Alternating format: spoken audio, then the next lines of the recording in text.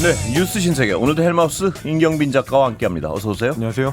자, 김건희 씨가 드디어 구속됐습니다. 네, 어제 저녁에 자정 바로 직전에 결과가 나왔습니다. 예. 서울중앙지법의 정재욱 영장전담 부장판사가 관할을 했는데 오후 11시 58분쯤입니다. 증거인멸의 염려가 있다라고 하면서 김건희 씨에 대한 구속영장을 발부를 했고요. 예. 전직 대통령 부인으로서는 이제 사상 최초로 구속이 됐고 예. 그러다 보니까 또 자연스럽게 전직 대통령 부부가 사상 최초로 동시에 구속되는 일이 일어났습니다. 이로써 이제 특검팀 입장에서는 굉장히 좀 중요한 고비를 넘겼다. 민중기 특별검사팀의 공식 명칭 자체가 이제 김건희 특검이기 때문에 그 주요 수사 대상인 이제 김건희 씨에 대한 신병을 확보한 상태에서 수사를 할 수 있게 됐습니다. 일단 특검팀에서는 내일 오전 10시에 김건희 씨를 불러서 구속 후에 처음으로 이제 소환 조사를 하겠다라고 예정을 잡았는데 조금 전에 특검팀에서 밝힌 바에 따르면 김건희 씨 이제 변호인을 통해서 내일 조사에 출석을 하겠다. 그래요? 이런 입장을 밝혔다고 합니다. 예, 남편하고 그 부분은 다르군요.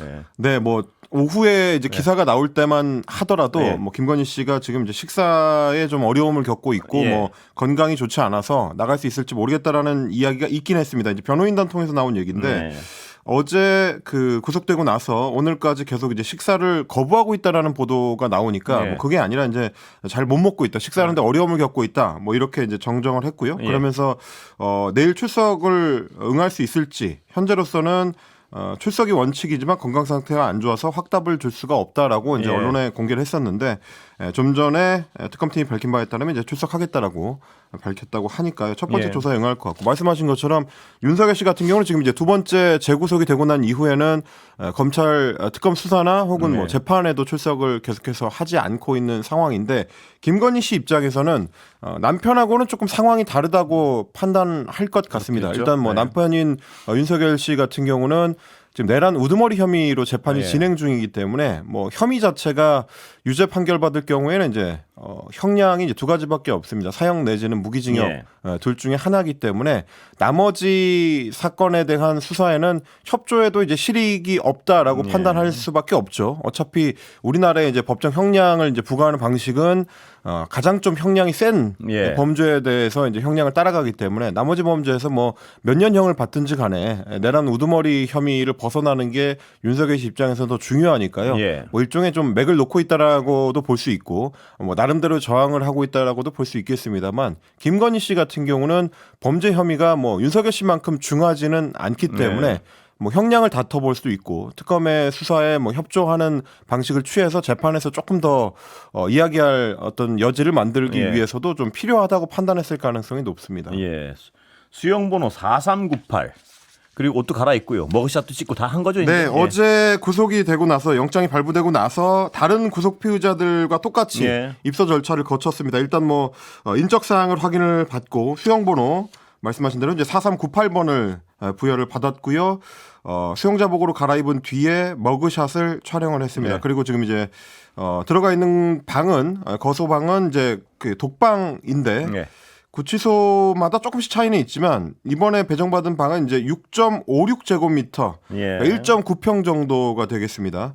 그래서 이제 관물대와 텔레비전이 있는 방이고요.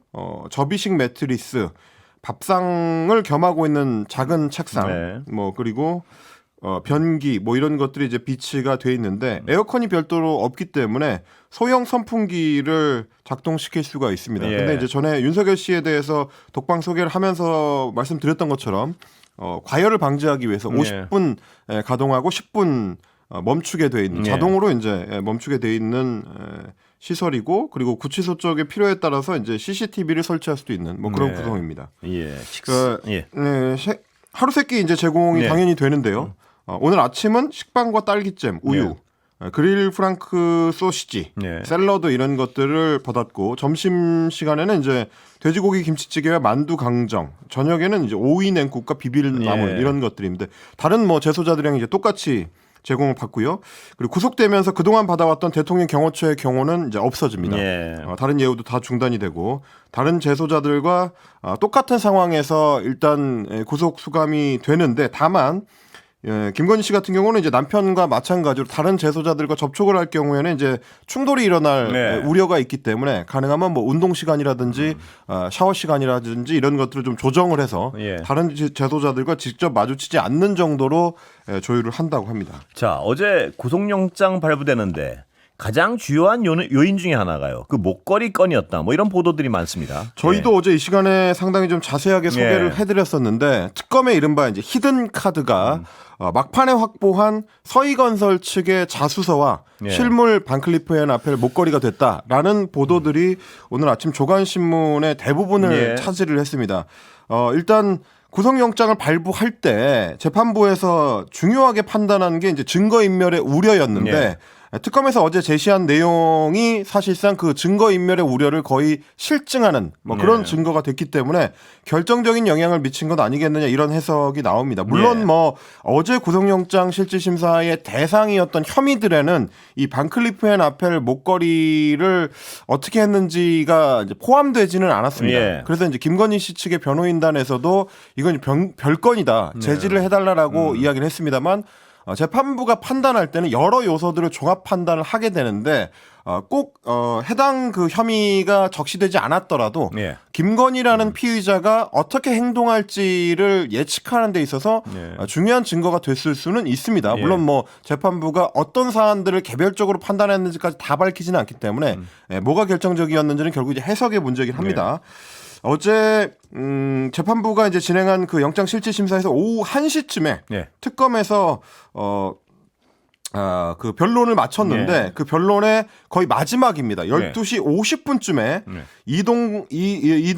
이병관 그 서희건설 회장의 자수서 그리고 실물 목걸이를 제시를 했습니다. 윤석열 전 대통령의 당선 직후인 2022년 3월에 비서실장의 모친 명의로 롯데백화점 반클리프 앤 아펠 매장에서 목걸이를 상품권으로 구매를 했고 이걸 본인이 직접 이 회장이 직접 김건희 씨한테 선물로 전달을 했다라는 내용이 담겨 있었다는 거고 그래서 이제 진품과 모조품 목걸이를 둘 다 제출을 하면서 김건희 씨가 이렇게 모조품을 별도로 구매를 해서 수사를 방해하려고 했다. 이걸 이제 입증하는 증거로 내민 겁니다.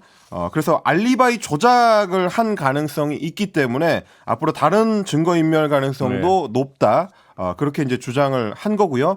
그렇게 예상치 못한 증거가 나오면서 김건희 씨의 이제 변호인단 쪽에서 당황해서 이거 정말 큰일이다라는 말이 튀어나왔을 정도라고 합니다. 그러니까 나지막히 이제 이야기를 하는 걸 현장에 있던 사람들이 이제 들었다라는 얘기죠. 그러니까 김건희 씨 입장에서도 이런 증거가 제시될 거라고는 이제 전혀 예상을 못하고 준비도 못했었다.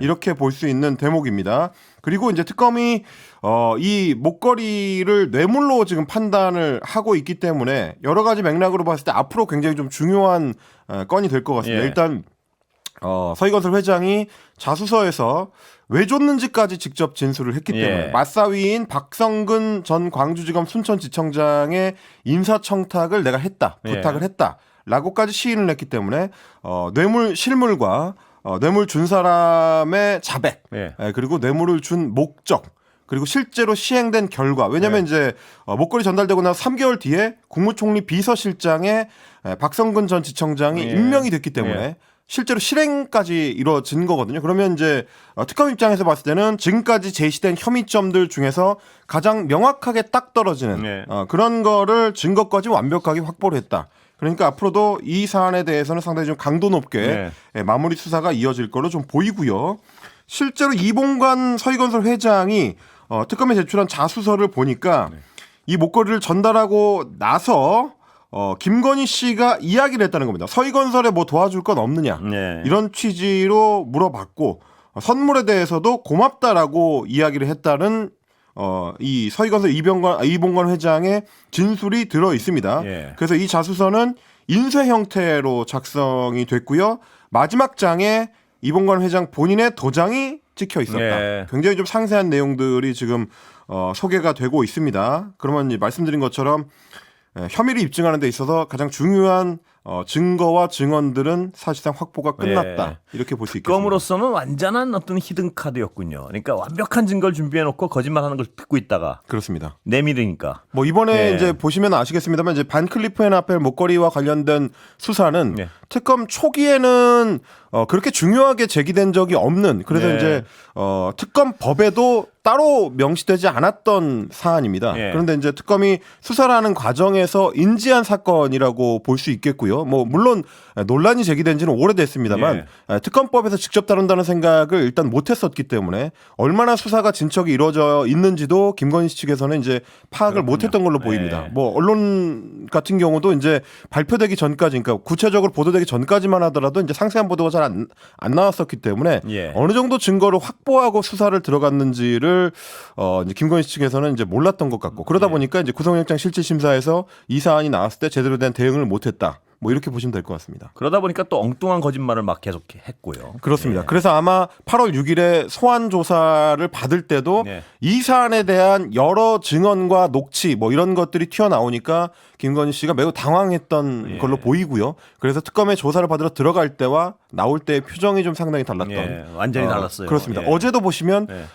영장실질심사를 받으러 들어가는 얼굴과 예. 나올 때의 얼굴의 표정이 상당히 차이가 난다.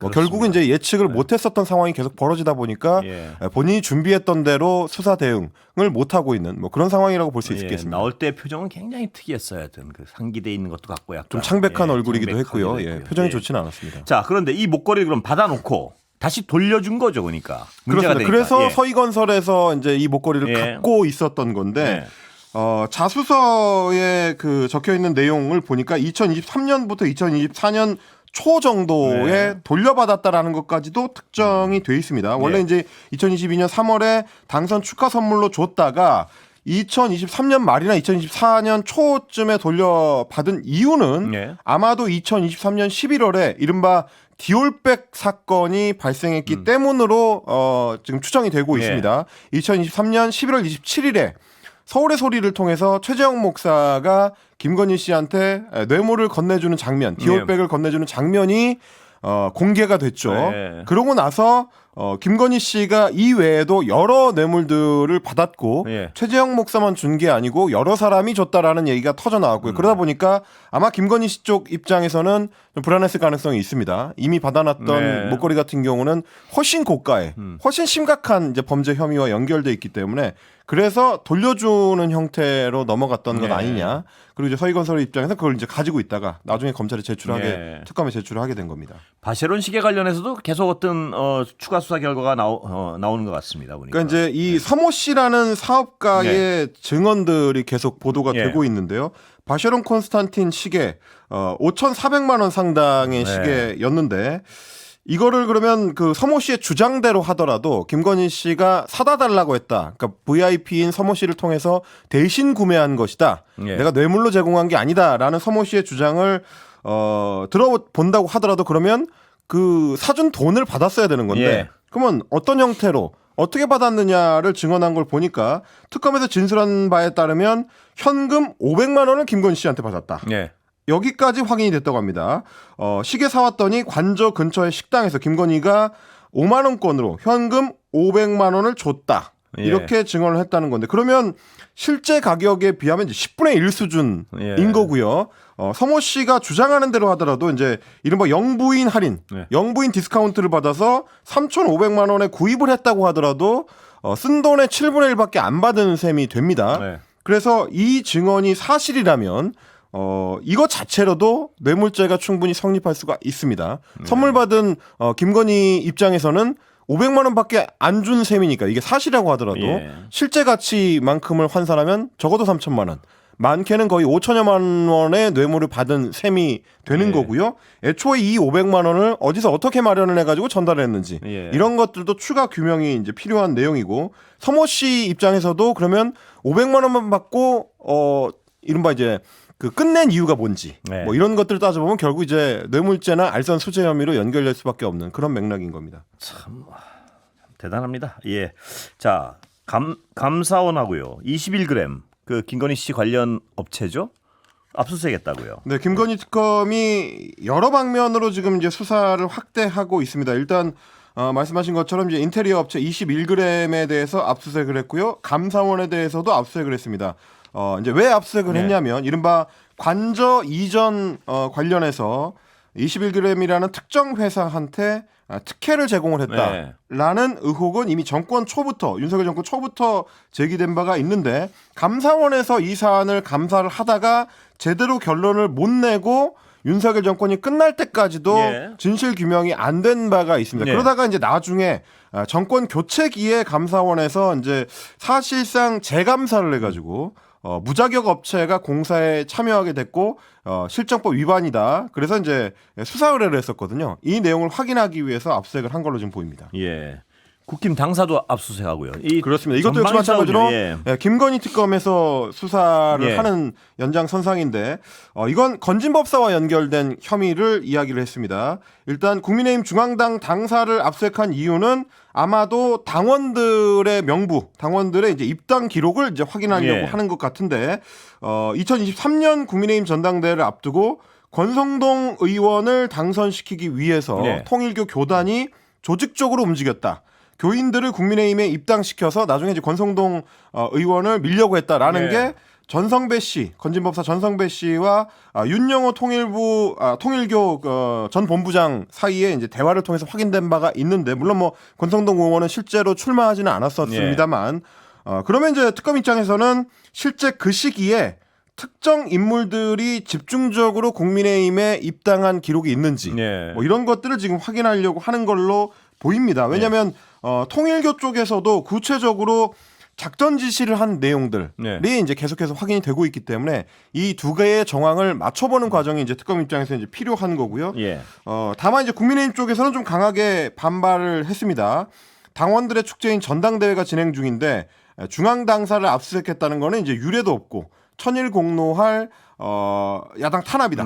송원석 비대위원장이 이렇게 밝혔습니다만 특검에서는 이제 추가 브리핑을 통해서 이미 제시된 혐의에 대해서 그리고 특검법에 명시된 혐의에 대해서 수사를 제대로 하지 않는다면 그게 직무유기다라고 반박을 했습니다. 그런데 통일교는 대선 직전에 윤석열 씨에 대한 어떤 지지를 결정했다. 뭐 이런 보도들도 나오고요. 네, 통일교가 사실상 정치에 직접 개입을 했다라는 여러 정황들이 지금 확인이 되고 있습니다. 말씀드린 것처럼 국민의힘의 2023년 전당대회에 개입하려고 했었던 흔적 이걸 지금 이제 특검에서 추적을 하고 있고 나머지 한 축은 2022년 대선에 개입을 하려고 했었던 흔적입니다. 굉장히 조직적으로 개입을 하려고 했었던 흔적인데 2023년 3월 9일이 대선 선거일이었는데 3월 2일에 서울 잠실 롯데호텔에서 통일교의 간부 120여 명이 모였습니다. 그 자리에서 한학자 통일교 총재가 이렇게 얘기를 했다는 겁니다.